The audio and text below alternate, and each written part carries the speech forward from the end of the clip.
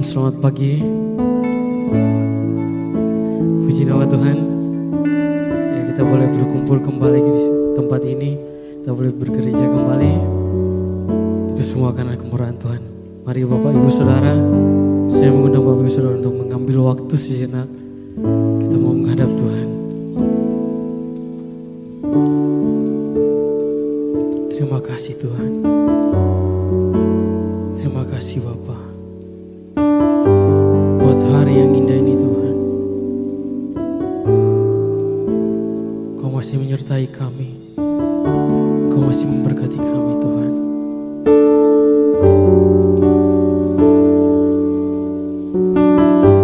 Pagi hari ini Tuhan, kami mau fokus kepadamu Tuhan. Kami mau menyembah-Mu Tuhan. Kami mau memuji Tuhan. Makasih Bapa.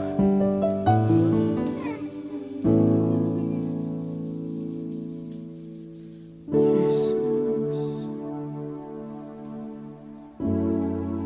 Yes. Dalam 2 Timotius 1 ayat 12-14 berkata, sebab aku menderita semuanya ini, tetapi aku tidak malu, karena aku tahu kepada siapa aku percaya, dan aku yakin bahwa Dia berkuasa memeliharakan apa yang telah dipercayakannya kepadaku hingga pada akhir tahun.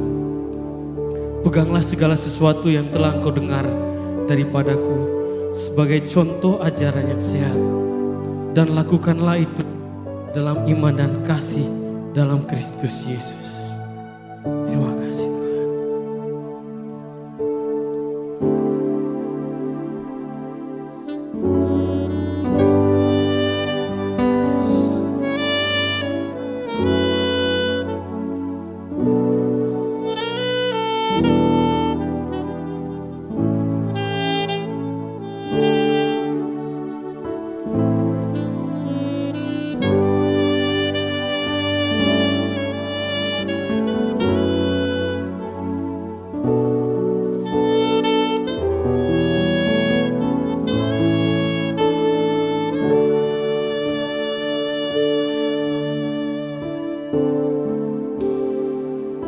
Namun ku tahu yang ku percaya, dan aku yakin kan kuasanya.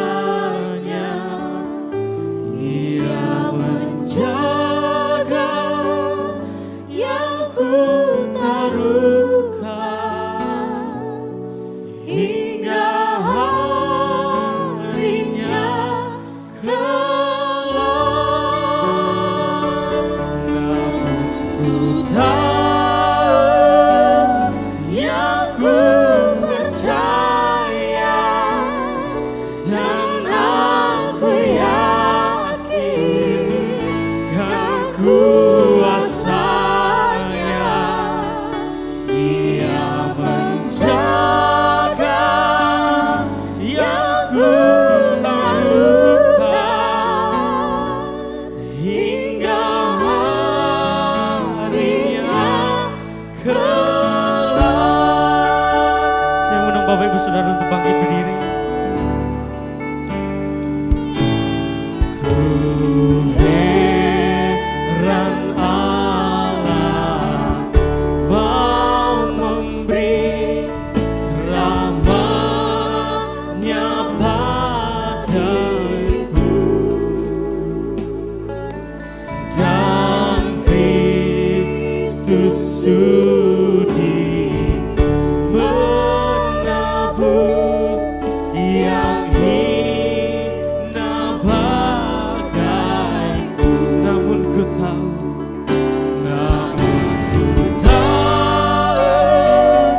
yang ku percaya, dan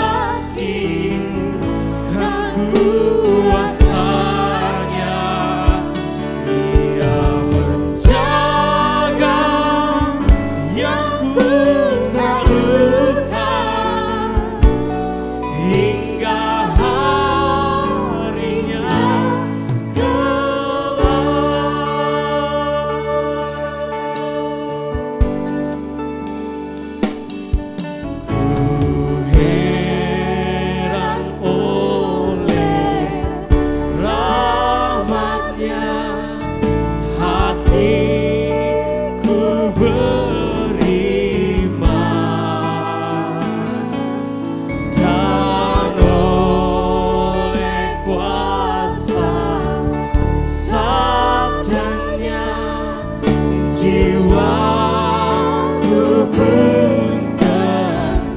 Namun ku tahu yang ku percaya, dan aku yakin kan kuasanya. Ia menjaga yang ku taruhkan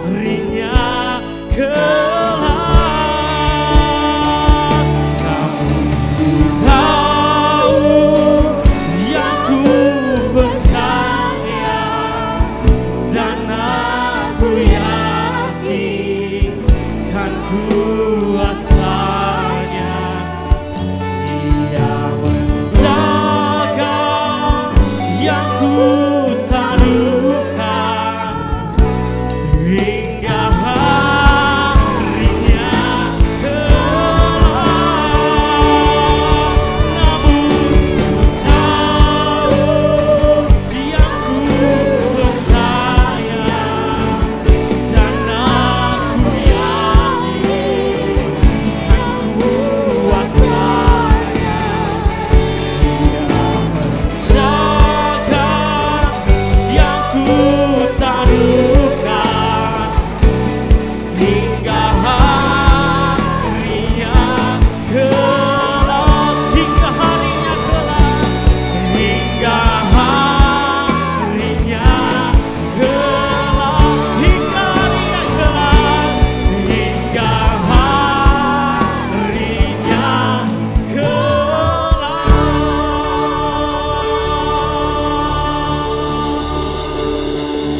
Haleluya.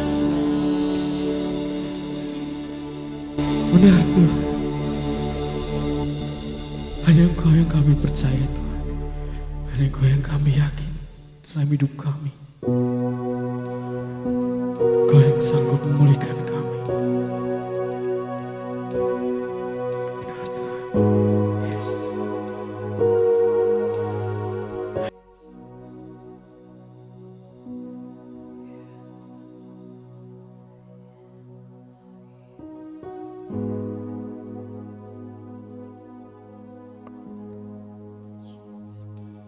Hadirat-Mu Tuhan.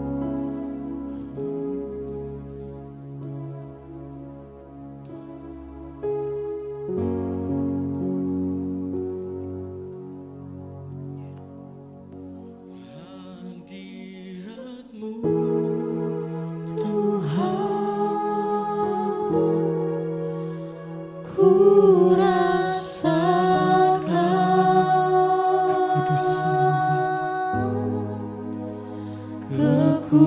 kekudusan-Mu Bapa, penuhiku.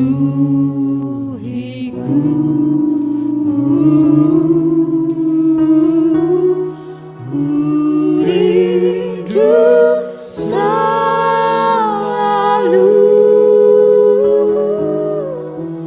diam dalam bait-Mu, menikmati kasih anugerah-Mu. Hadirat-Mu Tuhan. Hadirat-Mu Tuhan, ku rasakan Kekudusan-Mu Bapa, kekudusan-Mu Bapa, penuhiku.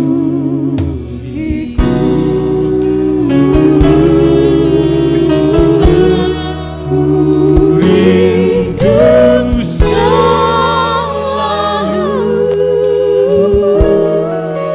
diam dalam bait-Mu, menikmati kasih anugerah-Mu. mari kita angkat lagu ini sebagai doa kita. Sangat indah Benar Tuhan. ku berhadapan denganmu, Memandang wajah-Mu, memandang wajah-Mu, Yesus kekasih jiwaku. bawa dan Bawa daku erat dalam pelukan-Mu, menikmati kasih menikmati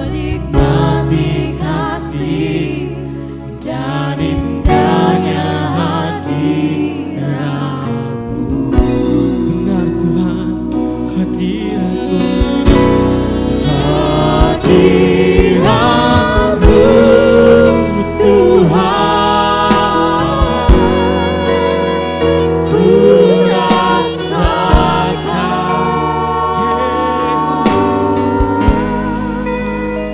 kekudusan-Mu Bapa,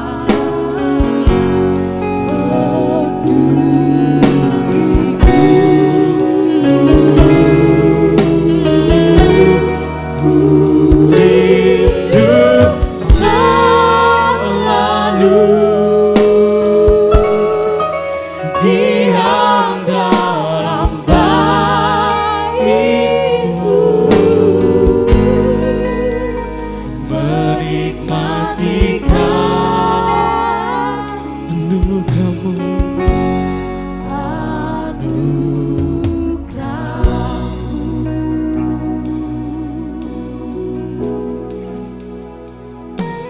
saat indah ku berhadapan denganmu,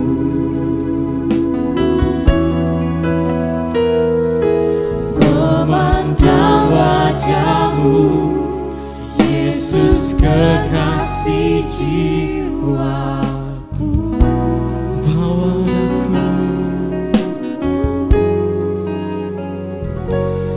bawa Daku erat dalam pelukan, erat dalam pelukan-Mu, menikmati kasih,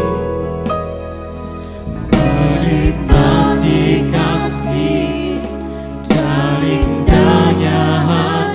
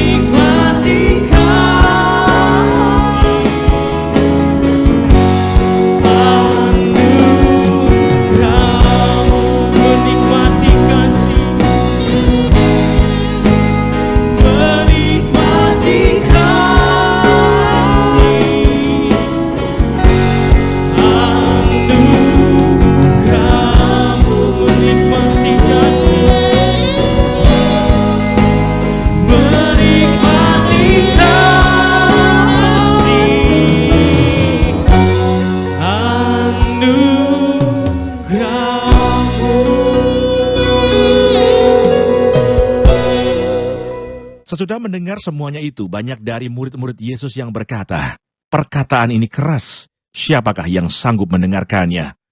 Yesus yang di dalam hatinya tahu bahwa murid-muridnya bersungut-sungut tentang hal itu, berkata kepada mereka, "Adakah perkataan itu menggoncangkan imanmu?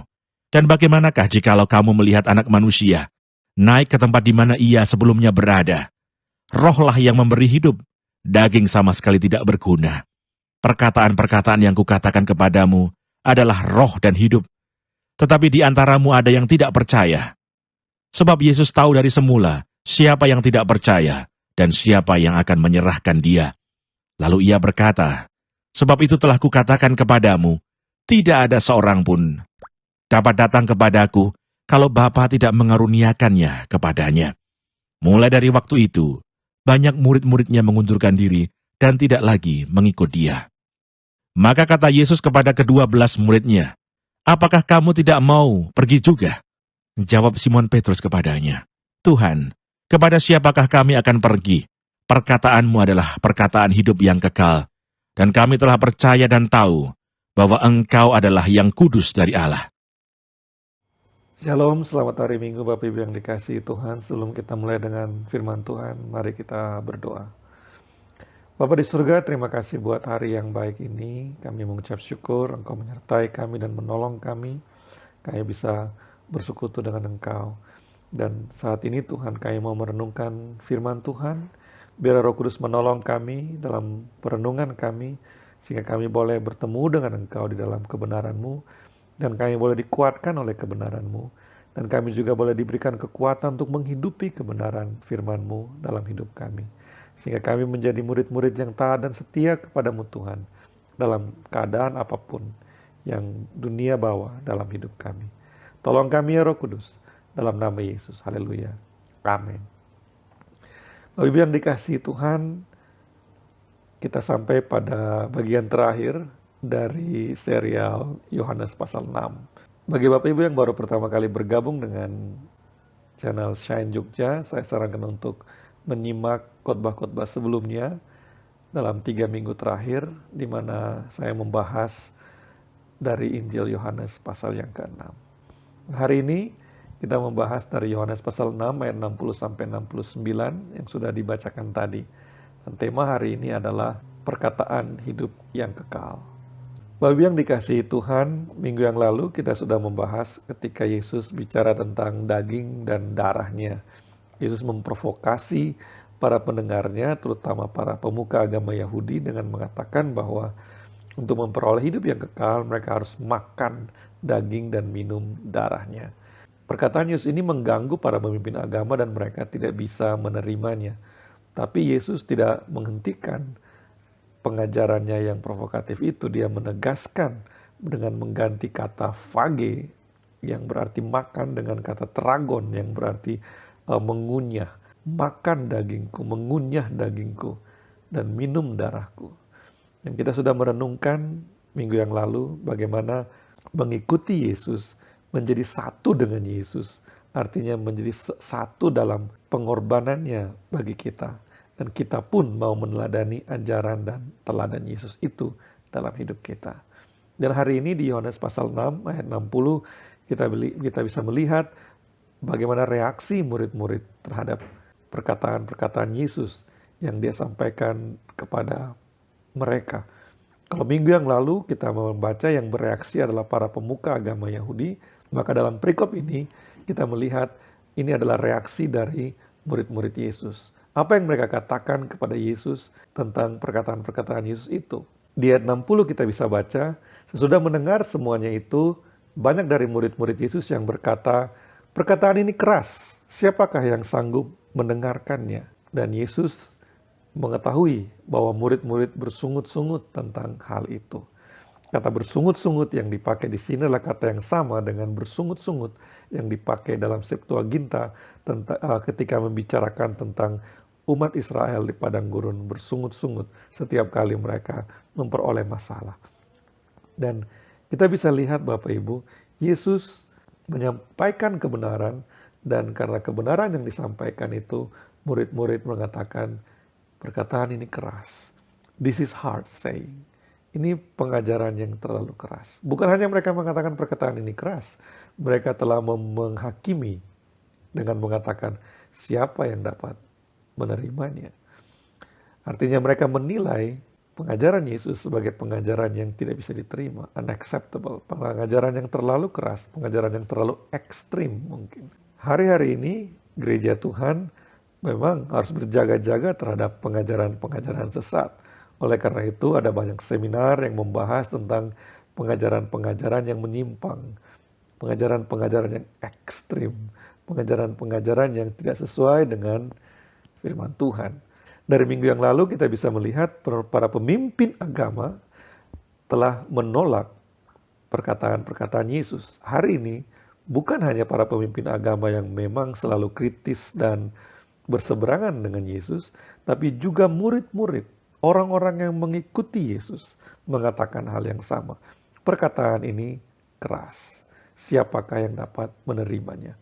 Ini pengajaran yang terlalu ekstrim. Murid-murid terganggu atau bahkan tersinggung dengan metafora yang Yesus pakai, dengan gambaran yang Yesus pakai tentang makan daging dan minum darahnya. Dan apa yang terjadi? Mereka bersungut-sungut. Yesus tahu di dalam hatinya, Injil Yohanes mengatakan Yesus tahu di dalam hatinya bahwa mereka bersungut-sungut. Karena itu dia bertanya, pertanyaan yang berharga sekali. Dan hari ini juga saya mau kita merenungkan pertanyaan Yesus ini. Apakah perkataan itu mengguncangkan imanmu? Yesus bertanya kepada murid-murid, apakah pengajaranku mengguncangkan imanmu? Bapak Ibu yang dikasihi Tuhan, kita mengikuti Yesus karena alasan masing-masing. Setiap pribadi punya pengalaman pribadi perjumpaannya dengan Yesus. Setiap pribadi punya kesaksian pribadi bagaimana Yesus menjumpainya, bagaimana mengalami encounter yang luar biasa dengan Tuhan, dan bagaimana kemudian memutuskan untuk menjadi murid Yesus. Apakah Bapak Ibu punya? Tentu saya percaya setiap orang yang mengikuti Yesus dengan sungguh-sungguh punya cerita itu. Nah, ketika kita memutuskan untuk mengikuti Yesus, kita melakukannya dengan penuh keharuan dan kita melakukannya dengan penuh semangat tentu saja. Tapi alasan kita pribadi, setiap orang punya alasan yang berbeda-beda. Nah, alasan yang berbeda-beda itu tidak untuk dihakimi. Saya tidak akan menghakimi alasan-alasan itu. Tetapi alasan-alasan kita mengikuti Yesus, alasan-alasan kita untuk mengiring Yesus, itu perlu diuji. Diuji oleh siapa? Diuji oleh kebenaran. Bukan diuji oleh dewan penguji, atau diuji oleh gembala, atau diuji oleh penatua majelis, tapi diuji oleh kebenaran firman Tuhan itu sendiri. Dan murid-murid dalam cerita hari ini, mereka punya banyak alasan untuk mengikuti Yesus. Setiap orang membawa masing-masing alasannya dan mengikuti Yesus. Tetapi ketika Yesus mengajarkan sesuatu yang keras dengan metafor yang memprovokasi, mereka terganggu, mereka tersinggung, mereka bersungut-sungut. Dan Yesus bertanya, apakah perkataanku ini mengguncang imanmu? Perkataan ini keras, kata Yesus. Kapan perkataan Yesus terasa keras di telingamu? Kapankah firman Tuhan terasa keras bagi dirimu? Kapankah kebenaran terasa keras?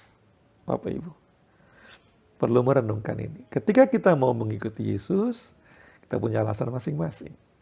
Kita punya tujuan masing-masing. Itu tidak untuk dihakimi oleh saya. Tetapi kita bisa memeriksa, menguji alasan dan tujuan kita dengan satu pertanyaan sederhana ini. Kapankah perkataan Yesus terasa keras bagi perjalanan iman kita? Kapankah perkataan Yesus terasa keras bagi kehidupan iman kita? Orang banyak mengikuti Yesus ketika mereka mengalami bisa makan sampai kenyang dengan 5 roti dan 2 ikan. Popularitas Yesus langsung meroket. Kemana saja dia pergi, orang banyak mengikuti dia. Dan orang banyak menanti-nantikan dia melakukan mujizat yang serupa itu lagi. Tapi ketika orang banyak mengikuti dia dan berbondong-bondong seperti itu, dia kemudian mengajarkan pengajaran yang provokatif seperti ini. Bapak Ibu yang dikasihi Tuhan, kapan iman kita terguncang? Banyak orang Kristen mengalami ketika perkataan Yesus tidak berisi kata-kata yang menghibur. Ketika perkataan Yesus tidak berisi kata-kata yang menguatkan hati, tapi berisi kata-kata teguran atau berisi kata-kata tuntutan, harga yang harus dibayar.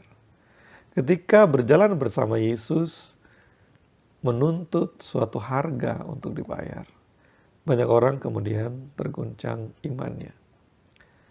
Sebagai manusia, setiap manusia ingin hidupnya nyaman, ingin hidupnya enak. Tentu saja itu adalah kerinduan kita semua kan. Tidak ada yang ingin hidupnya susah, bergumul, menderita.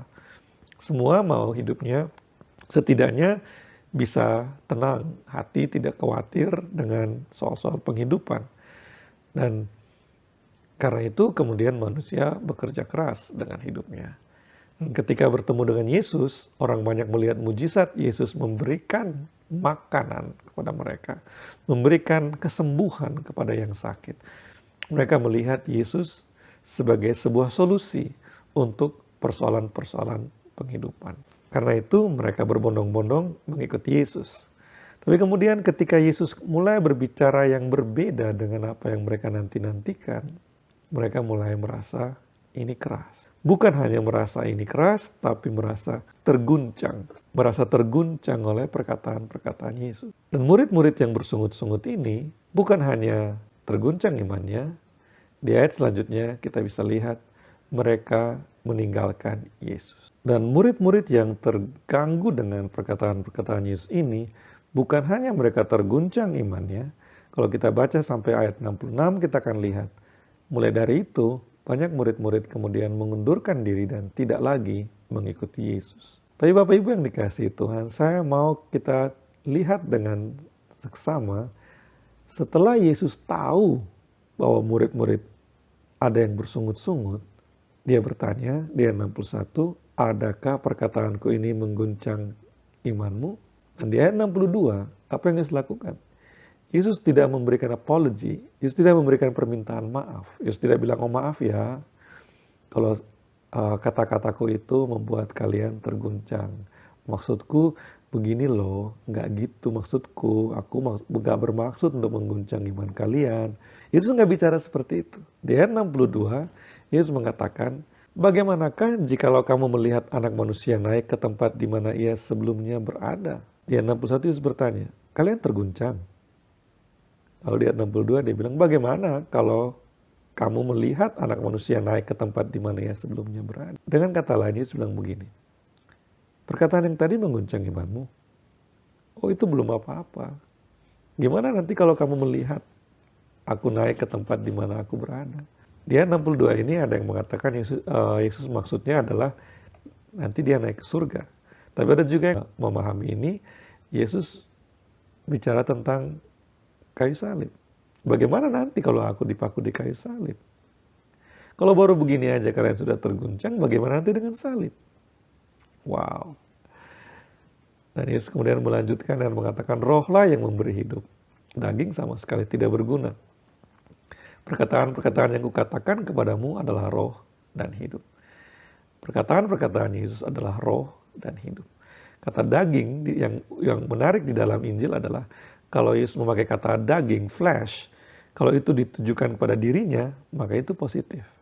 Tapi kalau kata flesh itu dikenakan pada di luar dirinya, maka itu pasti negatif. Yesus mengatakan, di luar Yesus, daging sama sekali tidak berguna. Kehidupan jasmani manusia di luar Yesus sama sekali tidak berguna. Dan perkataan-perkataan Yesus adalah roh dan hidup. Lihat bagaimana Yesus menanggapi sungut-sungut murid-murid. Lihat bagaimana Yesus menanggapi guncangan yang terjadi di dalam jemaatnya. Kalau kita baca Injil, kalau kita baca pelayanan Yesus di dalam Injil, kita akan melihat bahwa Yesus tidak pernah tertarik dengan jumlah yang banyak. Saya ulangi ya.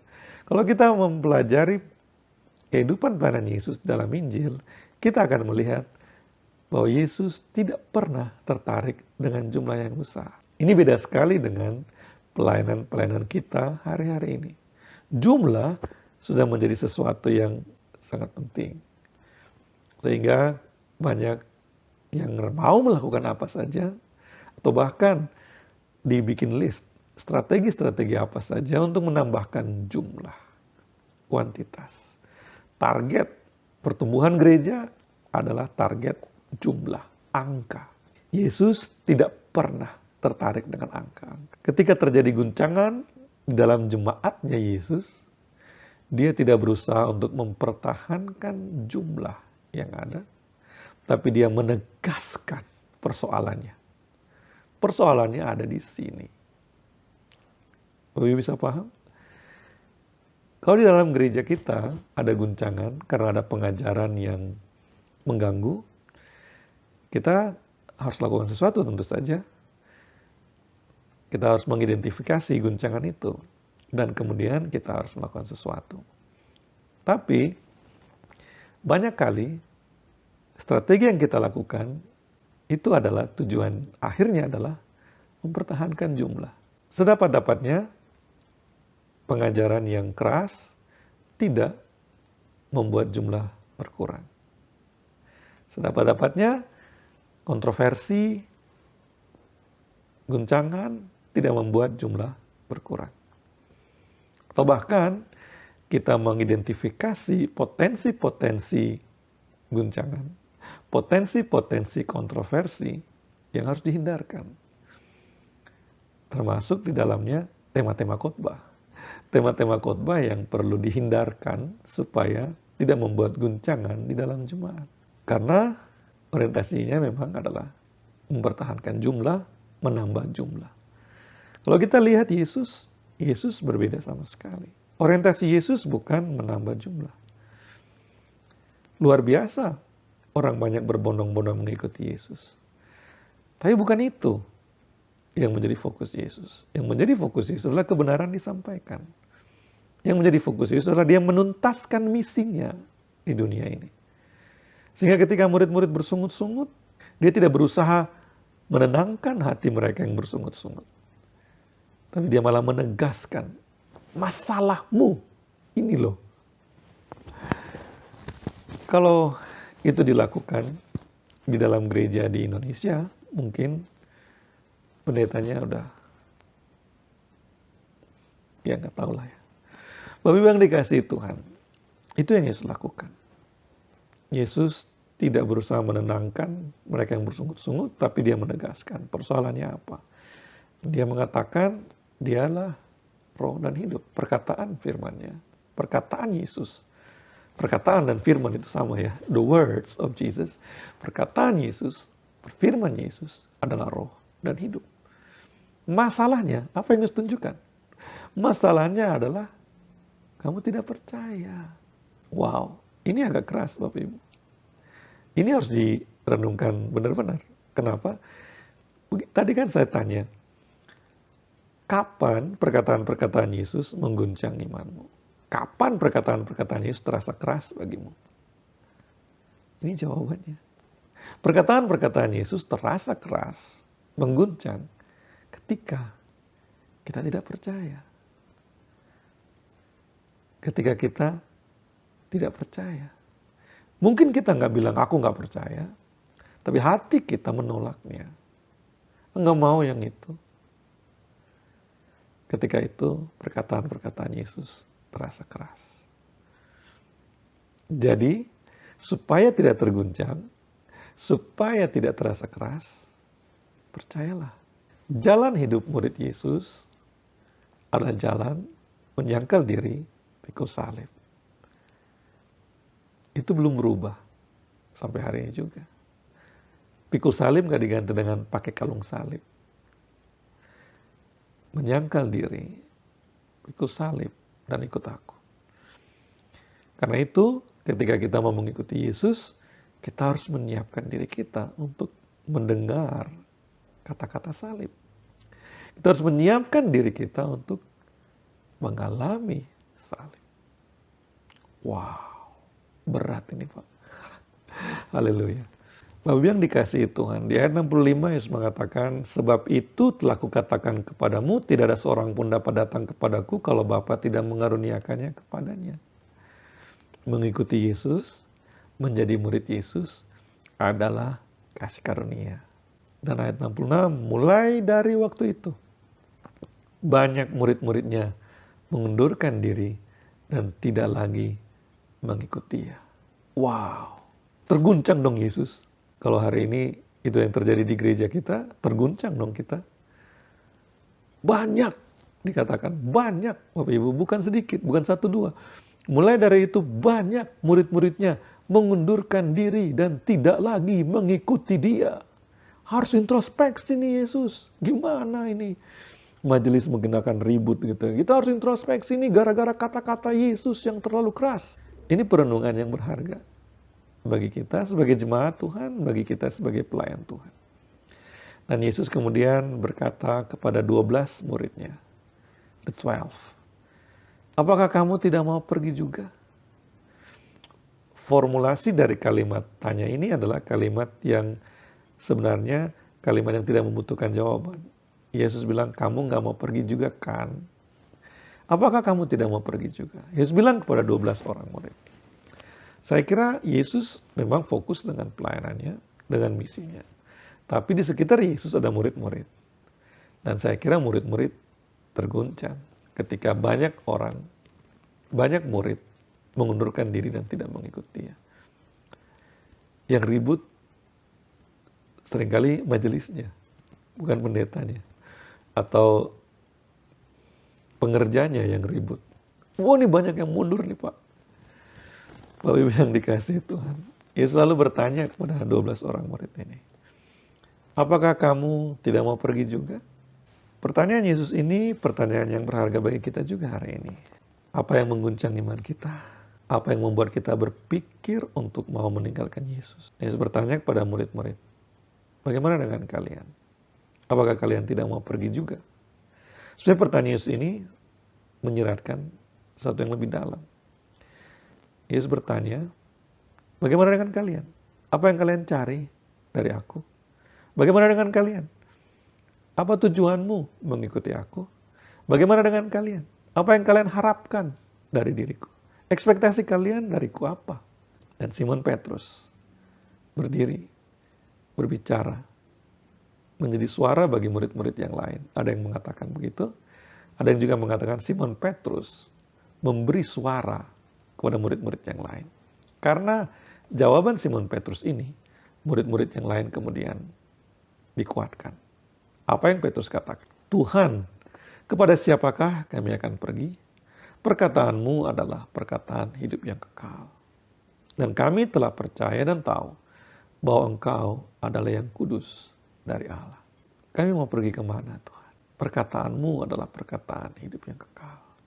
Ini adalah pernyataan iman yang keren sekali dari Simon Petrus. Ketika banyak orang meninggalkan Yesus karena Yesus tidak sesuai dengan ekspektasi mereka, ketika banyak orang meninggalkan Yesus karena harga yang harus dibayar terlalu mahal, ketika banyak orang meninggalkan Yesus karena ternyata bersama dengan Yesus tidak memberikan kemewahan, kegemilangan, kejayaan, lebih dari pemenang, yang mereka pikirkan, Simon Petrus berdiri dan mengatakan, kami gak bisa kemana-mana karena perkataanmu ialah perkataan hidup yang kekal. Dan kami percaya, kami telah percaya dan tahu Engkau adalah yang kudus dari Allah. Bapak Ibu yang dikasihi Tuhan, pandemi membawa banyak kesulitan dalam hidup kita. Pandemi membawa banyak kesulitan dalam kehidupan bergereja. Jujur, pandemi membawa banyak kesulitan bagi gereja. Dan ketika kita mengiringi Yesus, apa yang kita expect dari Yesus, apa yang kita harapkan dari Yesus, ketika kita melihat masalah-masalah ini, Petrus memberi jawabannya bagi kita. Kita mengikuti Yesus karena Dia adalah perkataan hidup yang kekal. Karena Dia adalah yang kudus dari Allah. The Holy One of God. Di perjanjian lama, kata the Holy One, yang kudus dari Allah, itu mengacu ke Yahweh. Sehingga ketika Petrus mengatakan, "You are the Holy One of God," engkaulah yang kudus dari Allah, Petrus mengakui keilahian Yesus. Banyak murid meninggalkan Yesus, mengundurkan diri dan meninggalkan Yesus. Kapan seseorang meninggalkan Yesus?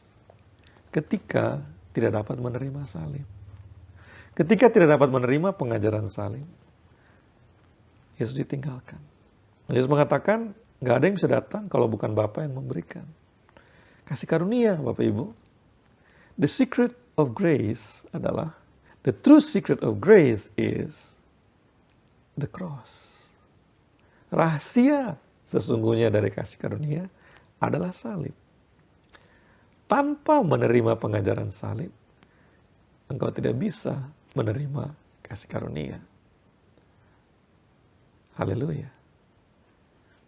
Dan bersama dengan Yesus, Bapak Ibu, adalah hidup kekal. Surga, hidup kekal bagi kita, itu bukan emas, perak, permata yang berlimpah. Hidup kekal bagi kita adalah bersama dengan Yesus. Surga bagi kita adalah bersama dengan Yesus. Kemanapun, dalam situasi apapun, jika kita bersama dengan Yesus, itu hidup kekal. Itu surga. Karena itu, ketika kita memutuskan untuk mengikuti Yesus, kita harus ingat, jalannya adalah jalan salib. Itulah kasih karunia. Tapi, itu bukan jalan yang mengenaskan dan patut dikasihani. Karena the cross leads to glory. Salib memimpin kepada kemuliaan. Kemuliaan yang seperti apa? Kemuliaan kekal. Di mana Yesus ada selama-lamanya, di situ kita akan ada selama-lamanya. Saya mau iring Yesus, meskipun saya susah, menderita dalam dunia. Saya mau iring Yesus sampai selama-lamanya. Haleluya. Mari kita berdoa. Tolong kami Roh Kudus, tolong kami Tuhan. Kami mau taat dan kami mau setia. Kami mau ingat bahwa jalan Yesus adalah jalan salib. Jalan murid Yesus adalah jalan salib. Kami mau mengiring Engkau dengan setia dalam keadaan seperti apapun yang harus kami hadapi. Engkaulah kekuatan kami, Engkaulah pengharapan kami. Engkaulah hidup yang kekal bagi kami. Tolong kami. Dalam nama Yesus. Haleluya. Amin.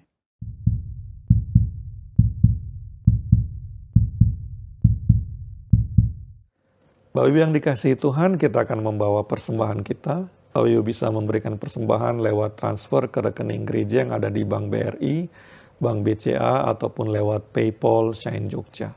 Sebelum membawa persembahan, mari kita berdoa. Tapi kali ini saya mau mengajak kita juga untuk berdoa buat saudara-saudara seiman kita yang ada di seluruh dunia, di Indonesia dan di Afghanistan khususnya, yang mengalami keadaan yang susah saat ini oleh karena pergantian kekuasaan di sana. Mari kita berdoa. Bapa di surga, kami mengucap syukur untuk anugerah Tuhan dalam hidup kami. Karena itu kami mau memberi yang terbaik dari kami kepadamu. Biar Tuhan boleh menerima persembahan kami yang kami berikan dengan sukacita dan dengan sukarela. Dan saat ini juga Tuhan, kami mau berdoa buat saudara-saudara seiman kami di seluruh dunia yang hari Minggu ini beribadah kepadamu. Tuhan memberkati dan menolong mereka. Dan khususnya kami mengingat saudara-saudara kami yang ada di Afghanistan dalam ketidakpastian oleh karena pergantian kekuasaan yang terjadi di sana. Tuhan melindungi dan menjaga mereka. Tuhan menguatkan hati mereka dan Tuhan tolong mereka.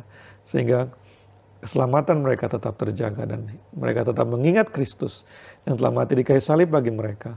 Yang menjadi kekuatan bagi mereka. Dan Tuhan buka jalan. Biarlah anak-anak Tuhan di Afghanistan tetap terlindung dan terjaga. Kami mengucap syukur kepadamu Tuhan. Engkau baik bagi kami. Engkau tolong kami, setiap jemaat Tuhan di Shine Jogja juga. Biar kami senantiasa memberi hidup kami untuk menjadi berkat bagi sesama kami. Karena berkat Tuhan selalu berlimpah dalam hidup kami. Dalam nama Yesus. Haleluya. Amin. Selamat memberi, Tuhan Yesus memberkati. Aku cari damai, hanya aku dapat dalam Yesus. Kalau aku cari ketenangan, hanya aku temui di dalam Yesus. Tak satu pun dapat menghiburku, tak seorang pun dapat menolongku. Hanya Yesus jawaban hidupku.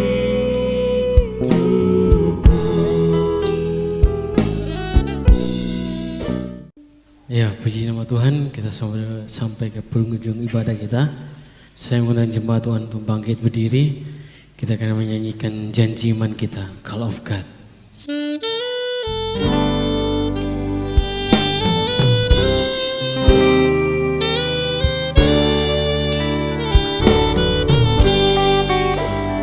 Call of God, we honor the call.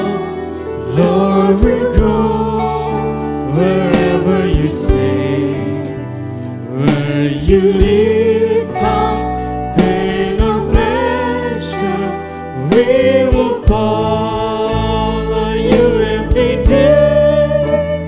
Who shall turn us back from you, Lord? That inside from going your way. Who shall turn us back from you, Lord? That inside from going your way. Thanks for failure, desolate grace. Tear it back, the gospel you gave. Carry love to streets like Sodom, anywhere to seek and to save.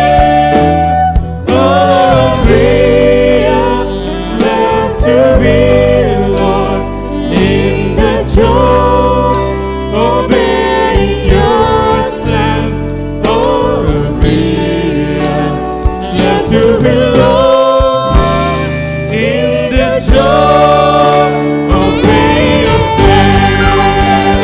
All the glory, power and praise, Lord, to you only are due.